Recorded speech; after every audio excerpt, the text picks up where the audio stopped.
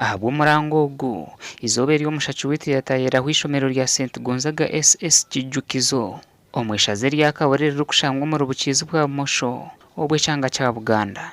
Embera y'omutane rukwesimisa hishomereri hariho emiti hihi ya buri kika erikubereshera kwetorora enshonda zona. Izo bungine nshaba abantu beyongere kubyara emiti kandi abantu beheyo kumana bakeratora obuvera oburi omu maka gabo mu mashomero omu myanya yo kushabiramu n'ahandi hantu hona omu butare babase kurinda obuhangwa bw'ensi ahabwokuba ensi egi nitwe tukugituramu kandi twagirinda nitwe tukutungamu munonga. Ndi wano bategeeza ku birungi ebiri mu kukuuma obutonde bw'ensi.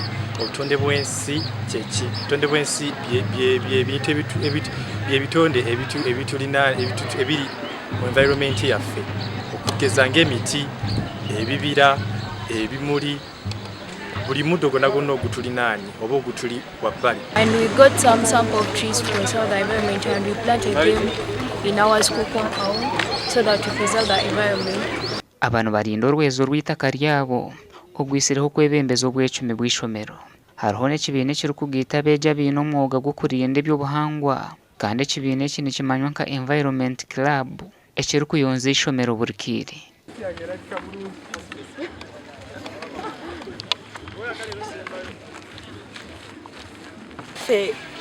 Nga kusomero tulinawo environmental club, tulinawo kantini kusomero. Kati kantini eziri mu ssomero bwe zisuulaasuula ebicupa ffe tubironda ne tusobola okubirecyclinga ne tukolamu obusawo nga buno, tukolamu paper bags ze tusobola okuteekamu ebintu nga tugenza okushopinga ne tutakozesa buveera obusobola okwenona environment. Abo mumanyi nti obuveera bw'obuteeka wansi enkuba ne bweba etonnya amazzi tegatuuka mu ttaka. Kati engeri gye twakola buno bwo busobola okuvunda ne bukola ki ettaka ne liddawo. Abeja hishomerere no bakora enshaho ebahasa n'ebindi omu bucupa n'obuveera okuruga omu kasasiro barikujambura omu mbuga z'ishomerere.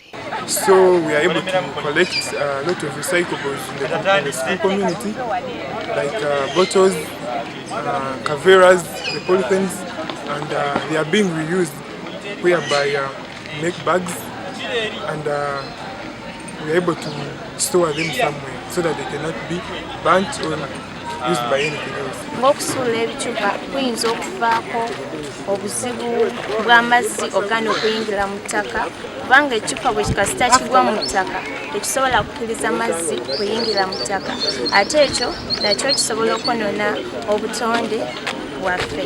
Ebi bikiri aho bamwe mu bahingi omwishaze nibahinga binkwatiire ki kandi tibarikuteekateeka ha nshonga y'obuveera hamwe n'ebicupa ebiri omu misiri yaabo. Okulima kwa wano mu district yaffe kugenze kukwendeeramu awo njogera ku productivity y'ettaka lyaffe. Abantu beeyongedde okukola kye bayita like okugrowinga the same crop. Kabura izina rikarugomizi ekintu kabura mizi tukatine mizo mu Lyantonde omu. Lyantonde niyo district konka ekabanza kuba kabura ataga mizi abantu no yeshanga bazo mbishara batandika kutera y'amatafari bayombekayo ati abana ntubegesa ngo bundu babashiroko heru batakaba nk'abantu bashangayo emiti ntugendo mu communities nkezo tubegesa twine nabeji bitu abo kuba abantu benyine kuba kutema emiti bayosema amakara bayisha amatafari ababantu benyine abikugenda tukabagambira akabi akari mu kutema emiti. Ihuriro ryegenderire kumaraho emihingire nkeegi obwerikurabira omubaana omu mashomero okuhindura embeera egy'omubyanga byabo. Nga omanyi bulungi nti district yaffe y'Lyantonde erina obuzibu nti tulina emyezi gye tutuukamu omusana ne gubeera nga mungi. Kyova olaba abayizi abaffe tubakubiriza okugezaako okusimba emiti kubanga emiti gino gituyambako mu kutonnyesa enkuba mu kitundu kyaffe. Ihuriro ya Green School ebembirwe Vision Group kandi neegumizamu okwetooroora ihanga. Gasha kwa Sandike William.